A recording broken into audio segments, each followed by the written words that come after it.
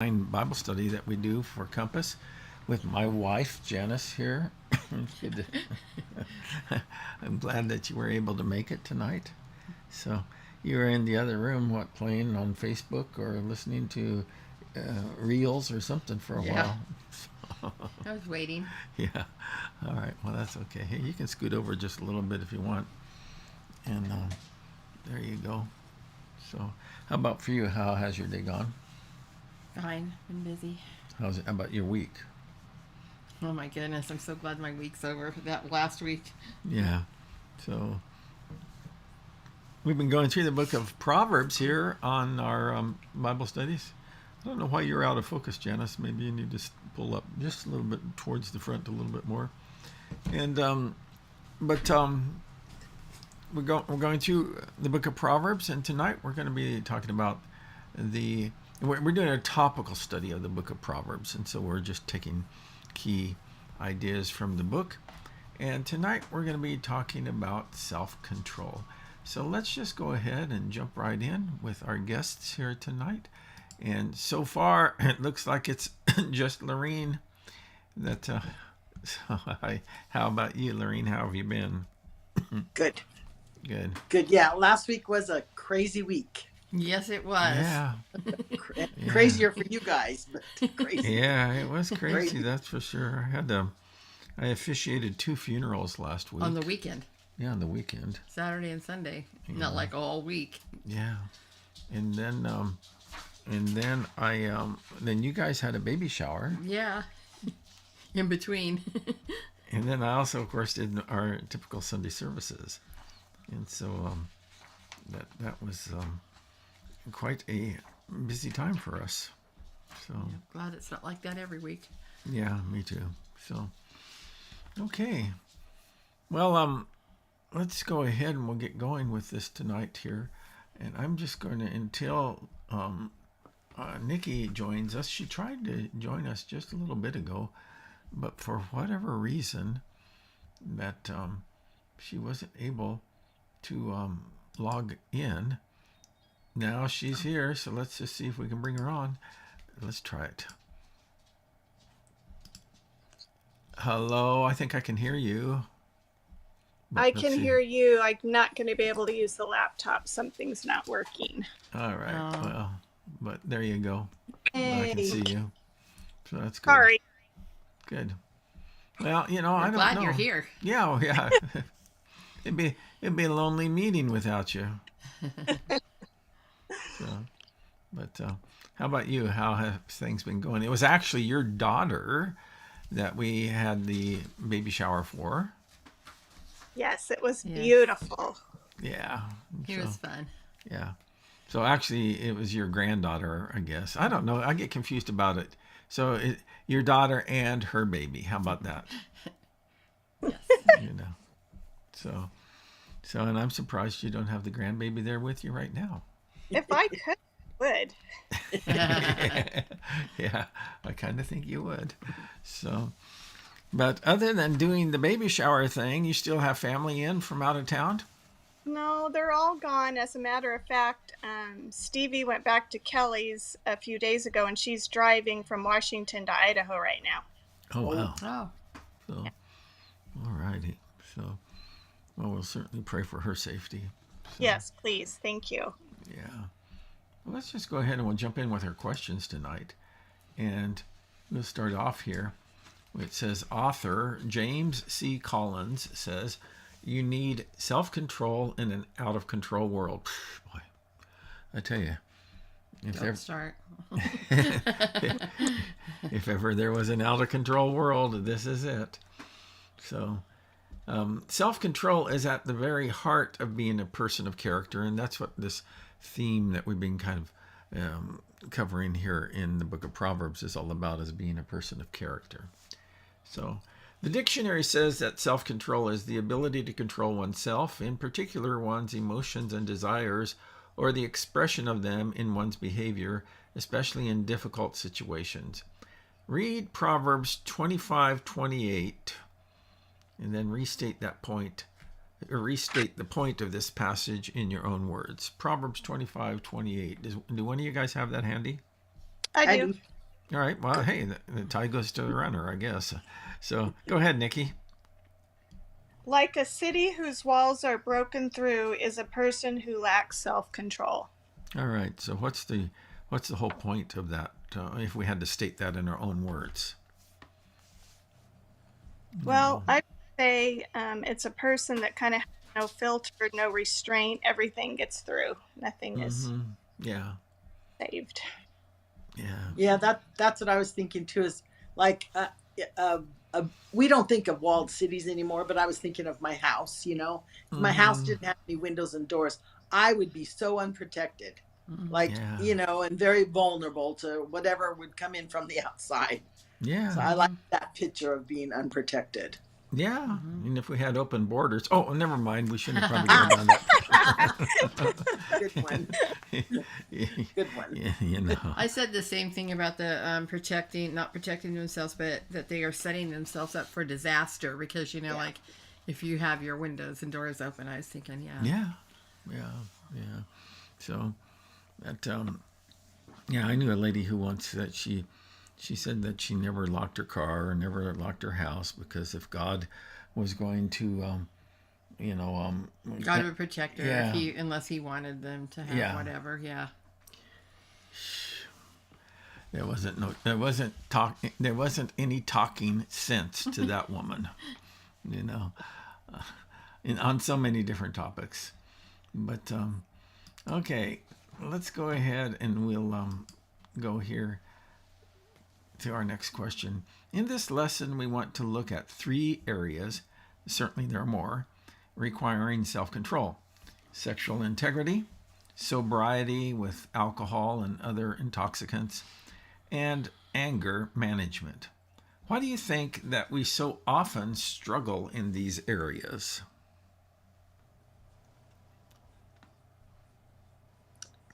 Um, I thought we're emotional beings, and I'm Mm-hmm. thinking one of these things, they all kind of deal with emotions. Mm-hmm. Mm-hmm. I don't know how deep you want me to get into that, but Well, why not? Go as deep as you want to. well, feel happy. We want to feel loved. Yeah. Uh, we don't want to feel hurt. And when you get into all the negative parts of all those things, it Mm-hmm. is on him.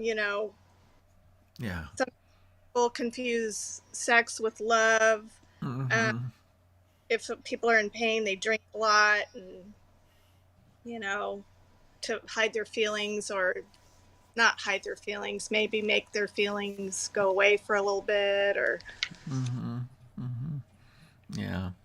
So, Lorraine, anything that you'd like to add to that? Why do we so often struggle in these areas? Yeah, these are the big three. Mm-hmm. If you want to talk about a trifecta, it'd be these three. Yeah. But yeah, it's like people, we don't know how to manage that stuff, and I don't even know if we're really taught it. We're not taught how. Well, maybe in the older days we were taught more, but I think maybe that's something the new generation's missing is parents teaching their children how to manage your anger, like Mm-hmm. or how to um you know I don't know. I was just thinking maybe it's just the problem of learning to manage those things, and I'm all for any kind of a program or whatever where we can get tools that can Mm-hmm. help us to manage those Yeah. things. But Yeah. it's love, it's the big three. So Yeah. pick anything, Mm-hmm. power, money, Mm-hmm. sex, Yeah. all of Yeah. them. Yeah. And oftentimes, you were talking about we're not taught those things, but in so many families, children are raised by parents who don't have a clue themselves. Yep. You Yep. know, and so it's hard to teach. It's hard to give what you ain't got. Yeah. You know, and that and so it's I mean, huh? Go ahead. Go ahead. Lorraine. in my family of origin, my the generation of my parents, I kind of figured this out. They didn't talk about stuff, or they didn't Mm-hmm. talk about bad stuff. So, and then my parents didn't fight. So I didn't learn how to confront with healthy. Mm-hmm. I don't want any kind of confrontation. That's the way I Sure. feel because I Sure. don't know how to fight well. I never Mm-hmm. learned that. And the same with grief or my own hangups and hurts. I didn't talk about them. I didn't share Yeah. them with other women. I just didn't talk about them until I got into programs that taught me rules and guidelines of how to do that. And I am Mm-hmm. so grateful for that because I think I can talk really well now about my stuff. And I like getting deep really fast now Yeah. because the only way to go is go deep, Mm-hmm. Yeah. Yeah. Yeah. That's for sure. Go ahead, Nikki. When you were talking about teaching and what we've been taught, it seems like our society now, every time you turn on the TV, they're teaching that these things are okay. It's okay to drink Uh, all the time. It's okay to Mm-hmm. have sex with everybody. It's okay to, they have all these shows on people fighting, like road rage and Yeah. Yeah. everything. Yeah. Yeah. Yeah. Yeah. Yeah. Courage to be like Mm-hmm. this, and the group of people that tune into this are the younger generation, so they're getting a bunch of garbage every time they turn on the TV. Mm-hmm. Mm-hmm. Yeah, and of course they oftentimes they get a lot of clicks too, when that they mhm. when they are they get essentially, I guess in this generation, and I hate to sound like an old fogey, but Mm-hmm. I am anyway. So, but in this generation, I guess negative attention is better than no attention at all. You know, so but okay, so let's look at question number 3 here. So, in talking about a wayward woman, the author of Proverbs writes this to his son: do not lust in your heart after her beauty, or let her captivate you with her eyes. Proverbs 6:23. What do you think is the difference between noticing an attractive person and lust? Well, I think you can notice someone's beauty, Mm-hmm. that they're Yeah. you know, really beautiful, and you don't have to think about how you want them for yourself. It doesn't have to be Mm-hmm. you and your desires. It can be appreciating, you know, their beautiful creation. Yeah. Yeah. Mm-hmm. Yeah. So. Yeah, I So. really think I really think it's kind of a discipline. And I was talking about being taught things. I learned this actually. I didn't see it myself, but Ron told me this about my dad. My dad was a college. He always taught the college age kids. Mm-hmm. Well, back in the day when I was college age, it was the mini skirts and tight tops. And Ron noticed that we would go into a small room in a circle, and Ron noticed that my dad, when a girl would walk in, scantily dressed or dressed Mm-hmm. provocatively, he would turn his eyes, Hmm. and I'm like, wow, like I never noticed that about my dad, but another Yeah. man noticed it about my dad. And I thought, so maybe it's that second thought that, the first one, oh, there's a nice looking woman. But then when the thoughts keep going on, that's Mm-hmm. when you got to stop it, because that's when it's going to turn, it's going to turn to lust or more Yeah. after that. Yeah. Yeah. So we had some conversations about this early in our marriage, about how the male mind works. Yeah. You know, and and Janice, she was surprised, weren't you, a little bit about that? Yeah. I think that women, because we don't think like men, don't even think about what they think. And so, like, I don't know if we were married or just before we were married or whatever, but like if I put my hand on Carrie's thigh and stuff like that, like he just started telling me stuff about how guys think about these different things, and I was like, guys are disgusting. They are, aren't they? I mean, really. But they're just different than women, and women, I don't think we're taught really how much different that you are. At least now, well, nowadays probably so. I don't think so. I think that nowadays it's even less. Do you think? Yeah, I really do. You know, I think that there's probably a lot more, what do you call it, maybe openness about sexuality, and being a sexual being. But I don't think that there's really a lot of teaching about modesty, Mm. you know, and it's kind of like, well, if I walk into the classroom nude, it's the boys' problem. Or in a bra, like our daughter is a teacher, and she's like, since COVID, Yeah. they've kind of thrown out dress codes out the window, and so she teaches junior high. So she says a lot of the girls come to school like wearing just a sports bra, and Yeah. then maybe we'll put a hoodie over it or something, but then they take that off when they're at school and stuff. And Well, when we were at our grandson's basketball game, grief, yes. There was a girl, a really cute little girl, like she's probably 15, something like that. She was with a guy, and she was wearing a hoodie. well, she was a cute girl, but she really had the body of a woman.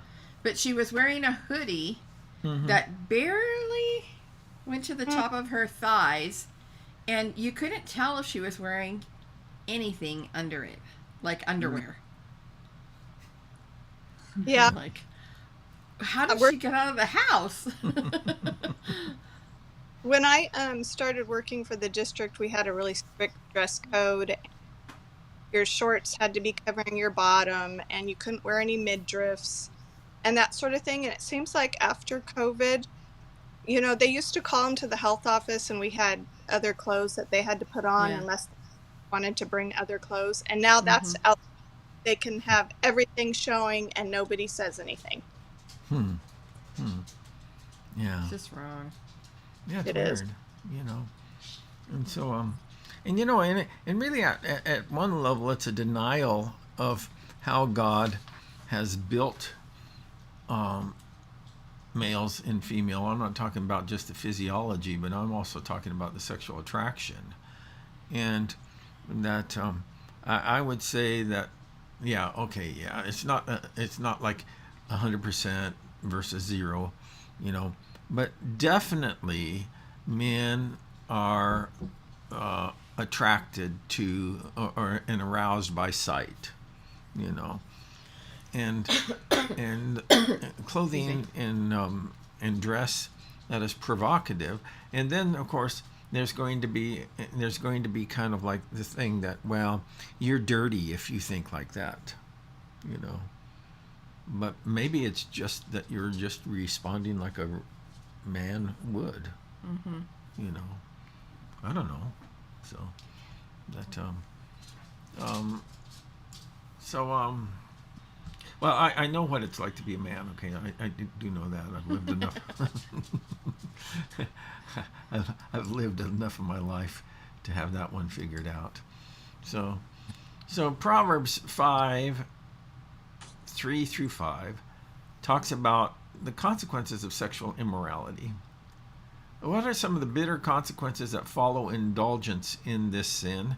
And let's also read a little bit further on there in 5 verses 8-14. So let's start off with 5:3-5. For the lips of the adulterous woman drip honey, and her speech is smoother than oil. But in the end she is bitter as gall, sharp as a double-edged sword. Her feet go down to death, her steps lead straight to the grave. Okay, then read on from 8-14.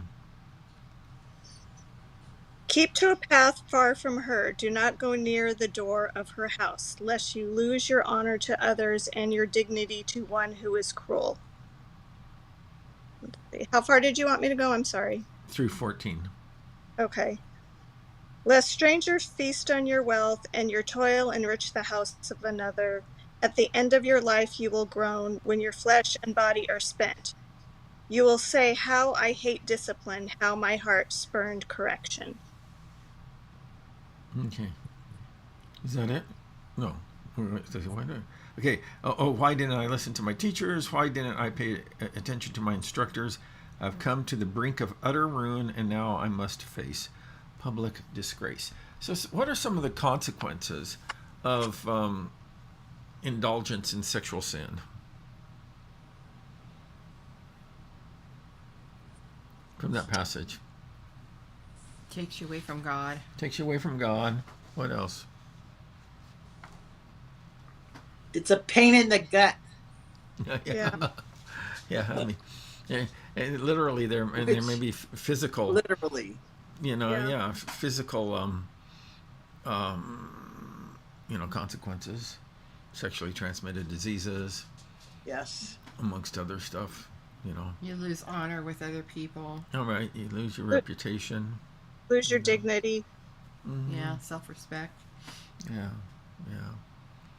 And sometimes it takes like a long time for that to happen. And that's why that verse talks about squandering your life, because Yeah. you get into that and it keeps going and you can't get out of it. And you're, wasting your years away with a crazy woman or Yeah. crazy actions, Yeah. You end up using all of your money for. Yeah. And all your money. Yep. Yeah. It can get to be expensive, So, there's just, a whole lot of things. And that's kind of the way that sin works, is that the payoff is never, the benefits are never outweigh the costs. There's always a greater cost to it, and it's going to, and you're going to suffer for it, Given these serious consequences, why do you think so many people are led astray by sexual immorality and porn? I think it's so easily obtained, with the internet and everything. Yeah. It's in your, and again, you turn on TV and they joke about it, like on shows. Yeah. Like, Yeah.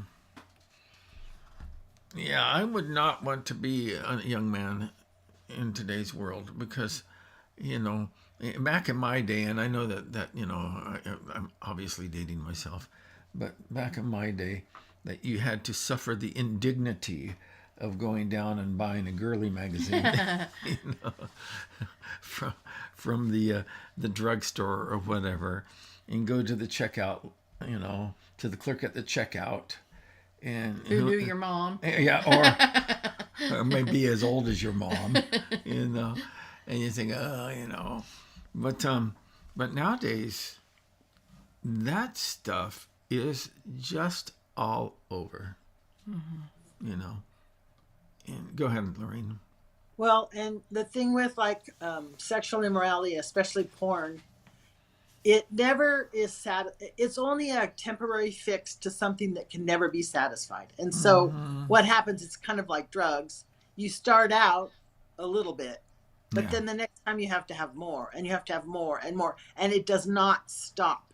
And I read this statistic while I was in CR that said from 13 years on, almost every single boy is going to struggle with this. And I'm just like, the way the world is now, especially since, say, I was 13, it's even more rampant than it's ever been. So to me, the stimulus is getting higher and higher and higher. And I'm thinking, oh my gosh, this is such a hard addiction to stop. It's so hard for the guys. And some women have problems with this too, but it's I think it's becoming more and more common with women. Yeah, I think so too. Yeah. And, we have one comment here that Hollywood has helped promote the acceptance of immorality. Oh, definitely.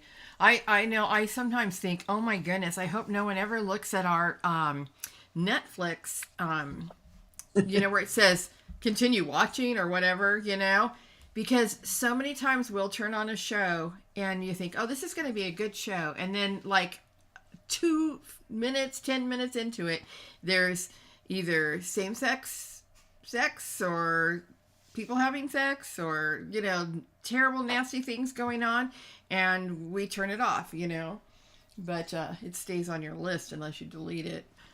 But it just, boggles my mind at how much stuff they just show on regular shows that are in everyone's home. Yeah. And it would have, and I know, like I say, and I guess I'm not going to say it all the time tonight, but I probably will say it again. And is that when I was growing up, that type of stuff that would have never been considered for broadcast television. Well, it's like Yeah. I was even talking to the kids the other day about how that when I Love Lucy came on TV, they had to be in twin beds, and they were actually really married. Mm-hmm. You know. I know. Yeah. So. Yeah, it's crazy. So. And nowadays, and I think that far too many Christians get caught up into this as far as watching things that are not truly beneficial. And I think that on this, why they're led astray by that is, I think that it gives them instant gratification, and it's something that they can have access to when they're alone, so they don't have, like you said, the shame of it and everything, And I think the more they watch, the more addictive it is, So it does get to be really sad. Yeah. So. Okay. Number 6. Proverbs 20, verse number 1 reads, "Wine is a mocker." Enough of this sex talk. Now let's talk. Now let's talk booze. It says, "Wine is a mocker, and beer a brawler. Whoever is led astray by them is not wise." Why do you think alcoholic drinks are described as mockers and brawlers? Oh my God, I saw this happen. I don't drink, and I have other issues, but alcohol was never one of them. I don't like the stuff. But I have there was a story that two of my friends were drinking, and to me, alcohol tells, like, your restraint's gone, so you're going to say the truth. Most of the time, you're going to speak the truth. Well, when you speak the truth without restraint, it's going to cause a fight. Yes. And we watched it cause a fight, and they both had black eyes women. They both had black eyes when they were done. Like, you guys are idiots. You're just idiots. Like, because you can't help it. You're just going to say what comes out, and it's just going to cause problems. So I can see why it's called mockers and brawlers, because that's what happens. Yeah. And in my experience, some of the people I know that drink get very mean. Yeah, they either become And they'll cause a fight. they either become mean, or they become kind of like a Your best friend. yeah. Yes, your best friend. One Facebook comment says, "My dad was an alcoholic, and he definitely was a brawler, especially when he was younger." It's so sad. It really is, because I've seen so many. I've seen, as a pastor, I have seen the consequences of what alcohol abuse does in families, and it is just horrible. It really is, and that there's so much that people excuse, or maybe occur in families that otherwise would never have happened. That's true. And a lot of abuse, physical abuse and sexual abuse that happens. It breaks up a lot of marriages. I've known far too many people who've gone down that route. Financial ruin. Traumatizes kids. Yeah, kids that grow up with alcoholic parents, is that it is something that leaves a true impact on the child. The parentification of the child, where they become kind of like the caretaker and the responsible, person in the family, So. Yeah, I was blessed that when I was in high school, I grew up in the Bay Area during the whole hippie movement thing, lots of drugs at our school and all that kind of stuff. But I was blessed that I didn't hang around with any of the kids that were taking drugs or drinking or anything. I didn't have anybody pressuring me to try it, and I had been taught not to drink, and so I was able to be obedient in that. But I have a lot of alcoholics, or had a lot of alcoholics in the family.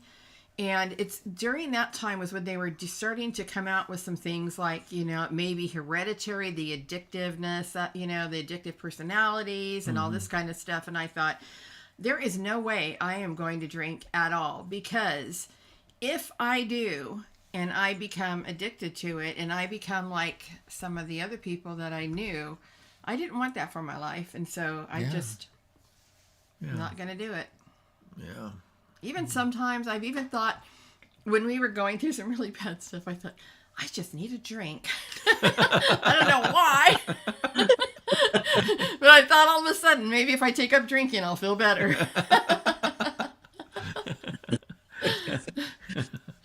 Yeah. Well, it can cause you to and feel better temporarily, but it really doesn't solve the problem. No. And even like Carrie's aunt they were in a car. Him and his aunt and uncle were in a car accident. His aunt was a passenger, and it was a young girl, who was drunk and hit them head on, and she wasn't even hurt. No, which is the case a lot of times. Yeah, the person drunk that hit him was not hurt. But his aunt was very seriously injured, and her life was never the same again. Yeah, it affected her mentally and also physically. She just it just had a whole array of physical problems and she mental had problems, brain injuries and stuff. Traumatic brain injury and things like that. I feel bad for her, I really do. But we got a comment here. Good for you, Janice. You made the best choice. Abstinence. Yeah.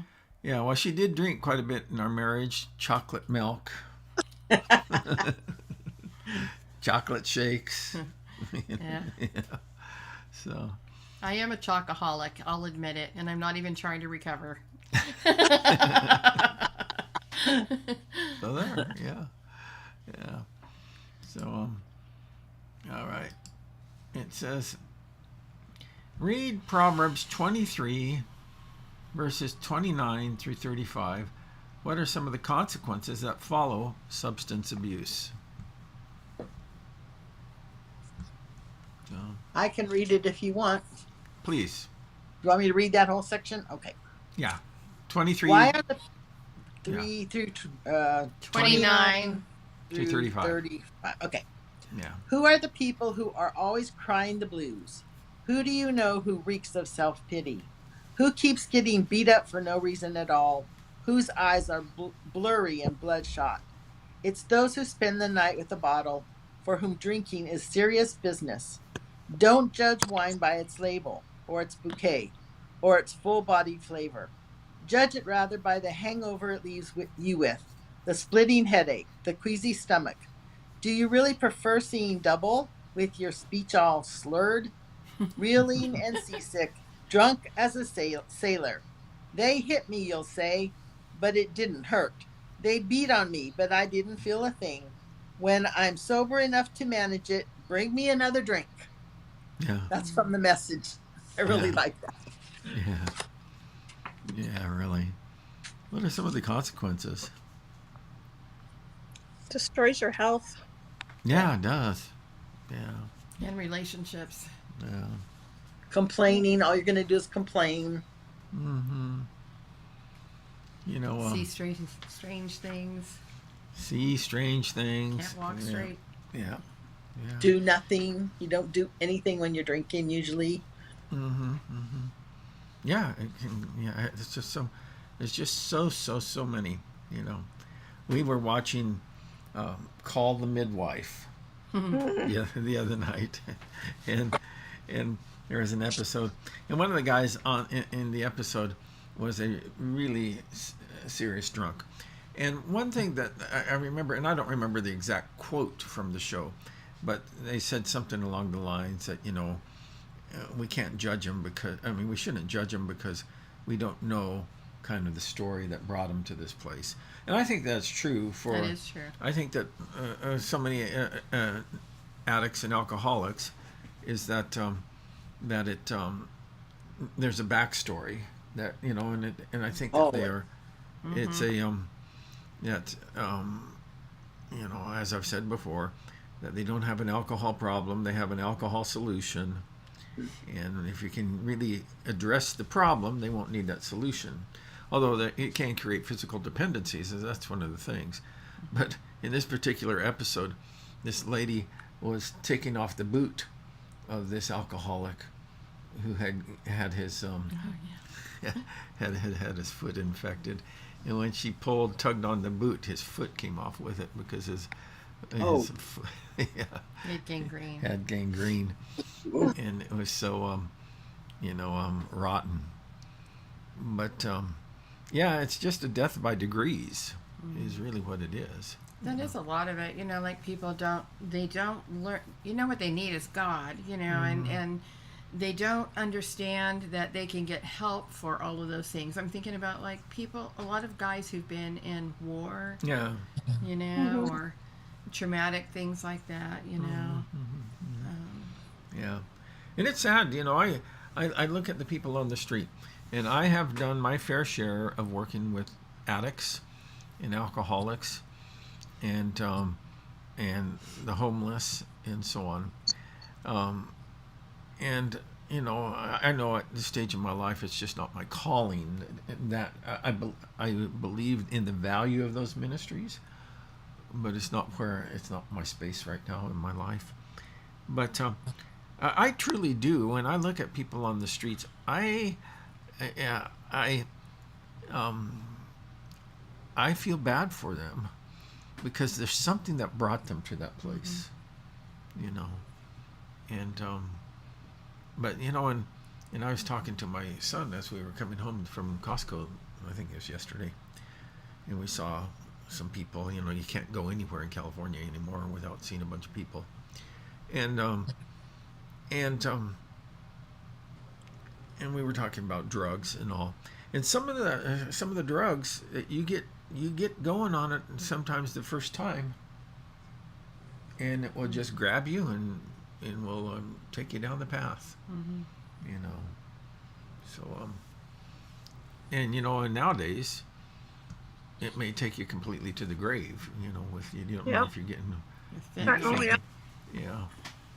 you're thinking you're getting something that is safe, and bam, So in Proverbs 17:27, Proverbs 17:27 says, "The one who has knowledge uses words with restraint." So we're shifting gears and we're leaving the booze behind, and now we're talking about words. What? I didn't print. I thought that was only one page. I thought my printer was going crazy and printed an extra one. I didn't even look at it. I threw it away. Oops. Wing it, Janice. Wing it. Yeah. Okay. Yeah. Well, some of this is just evident. But it says, "The one who has knowledge uses words with restraint, and whoever has understanding is even-tempered." Overall, would you say that you're doing pretty well in these areas, or are you struggling? And how would the ones closest to you rate you? Oh, boy. Using words with restraint.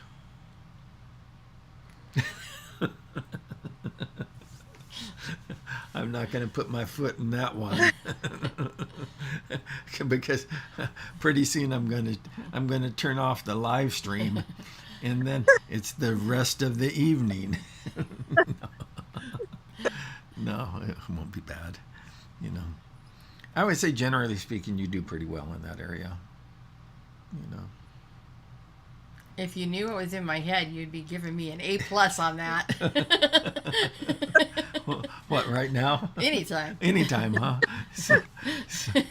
So what's in your head is oftentimes not words of restraint with restraint. Not worth. Or even tempered. Yeah. I think Lori has your gene in that regard. but without keeping it in her head. Our daughter, yeah. So, Mercy, we tell her, not everything has to be posted on Facebook, Lori. To no avail. Yeah, to no avail. Lorene. Yes, I think I am. I'm learning my biggest lessons with my adult children, Yeah. because when they're little, you can just tell them what to do and all that, And when they Mm-hmm. get to be grown up people, you can't do that anymore. You can't just say everything you think they should be doing, or you can't spout off your wisdom. You have to wait. You have to wait to be invited.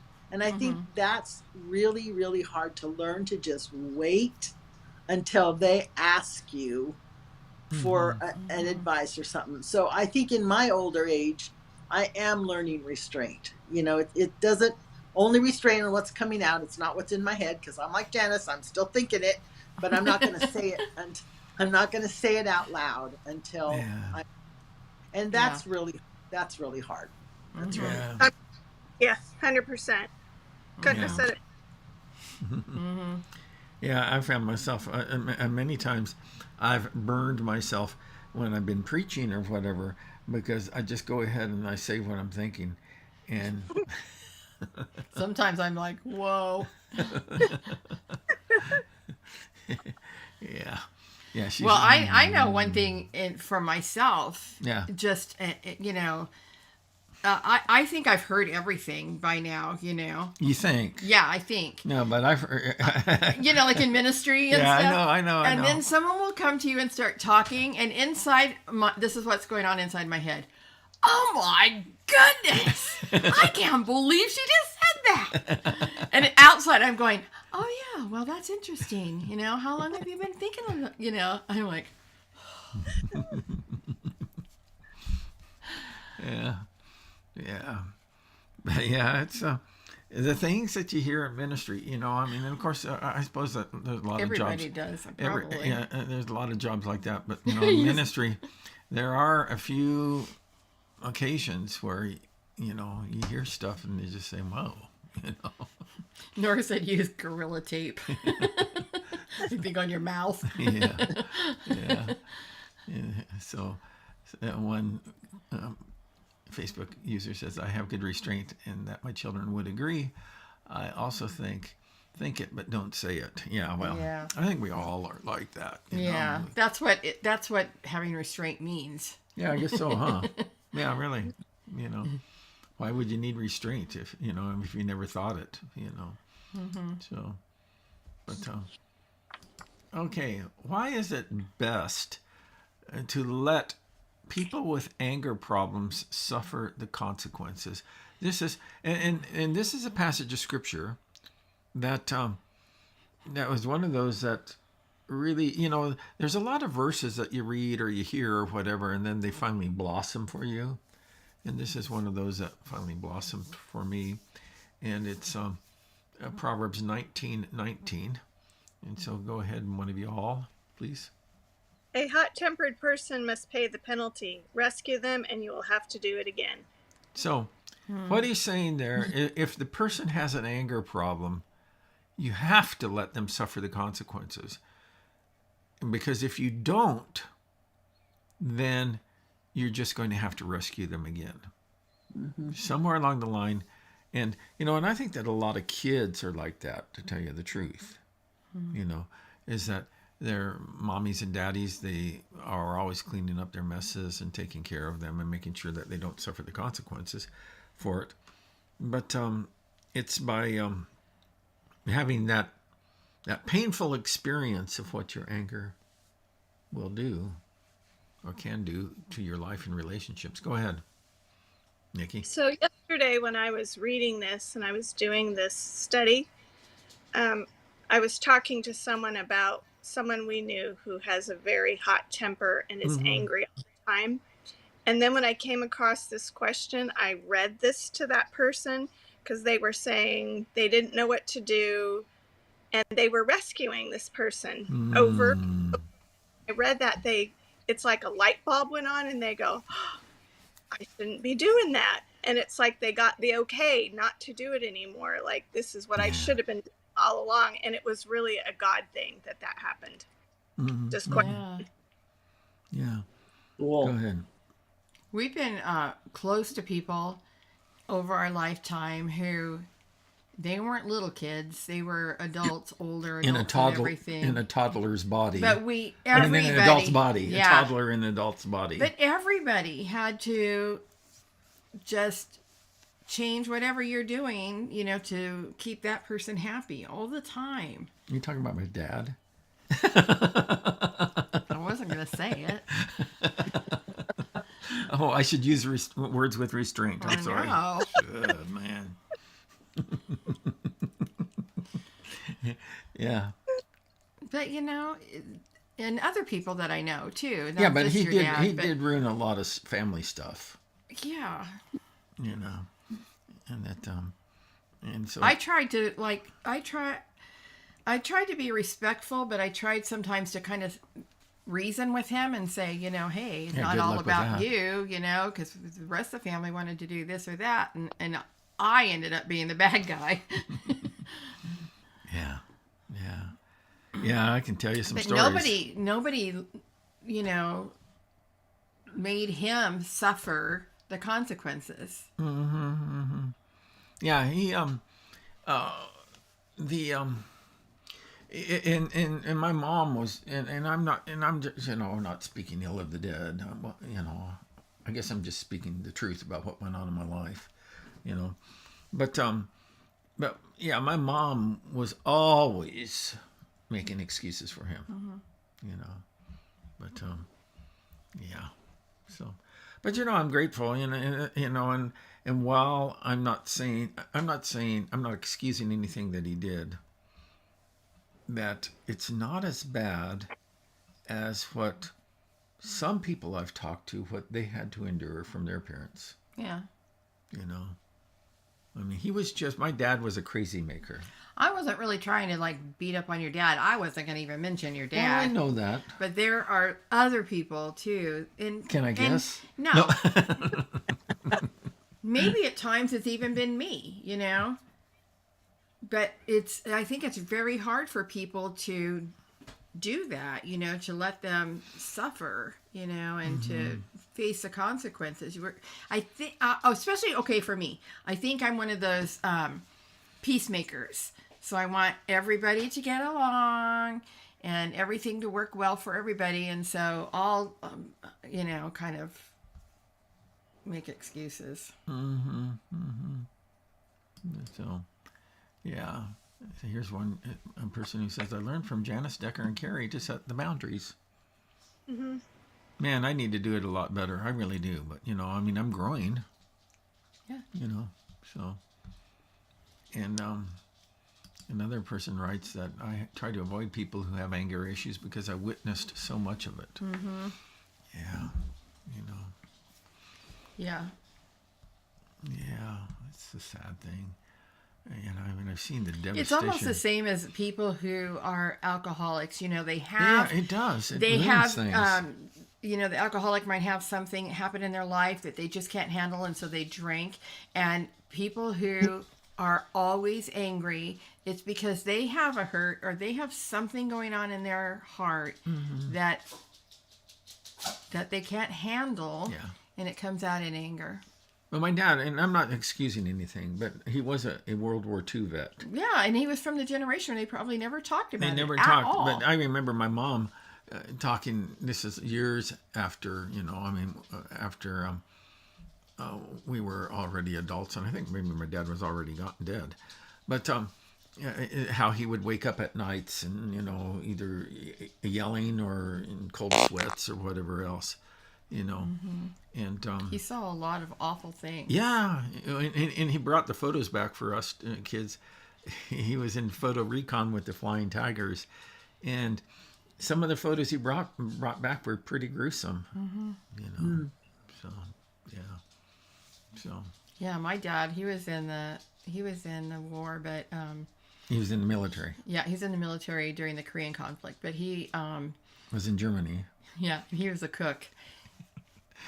And the most action that he ever saw was making big donuts. And sleeping in the snow, I think. Yeah, yeah.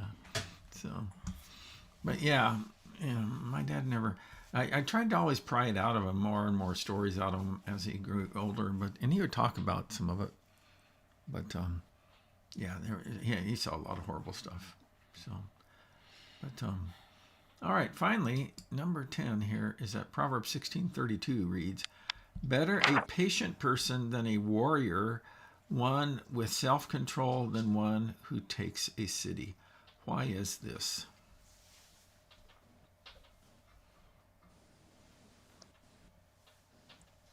I think when you're patient, you can see around a corner better than when you're not. Like if you're just rushing into something, sometimes it's hard to see a consequence that could happen, or to see a bigger picture. So I know being patient helps you sometimes be able to go ahead and see ahead, a little bit ahead of, oh, if I rush in, maybe this or this and this will happen. If I just wait it out, things could change, or the consequence could change, or I don't know. I just think being patient just helps you see clearer. Maybe that's what it is. Maybe it's just see a clear solution, maybe. Yeah. And certain results are only achievable through patience. And anger, you might be able to get short-term compliance in certain things, but you really don't get long-term results. And it really destroys relationships. It really does. So that I had to, in my own life, when I was working through some of my own personal issues with respect to recovery, that my dad was the prime person that I had to work through stuff about. So, all right, guys. Well, thank you. I appreciate you guys participating in our studies routinely. I value the insights that you bring to our meetings. Anything you'd like to share before we wrap up tonight? Any perspectives that you have or comments that you'd like to make? I just thought this was really good because this is just everyday stuff. Everybody, I talk about this all the time with friends and family. It's so relevant to really like doing this. Well, it's not like it was fun. That's not what I meant, but it was really helpful. Yeah, that's for sure. Lorraine, anything you'd like to say before we wrap up? No, said it. How about you, Janice? No? All right. Well, hey, ladies, thank you so much. Let me just go ahead and wrap up here tonight, and we'll see you next week. So thanks again, guys, for dropping in and spending the evening with us. And I appreciate you taking some time with us tonight. And I will post the study guides for our next lesson, and that will be, I'll try to get that. I probably won't get that tonight, but hopefully by tomorrow I'll have that up, and then I'll post that out on our various channels that it's available. So I appreciate you guys, and we're going to be, once again broadcasting on Sundays at 10 a.m. and you can get Pacific time, and you can find us on any of the stations that you're watching tonight. So we'll see you next time. Bye-bye.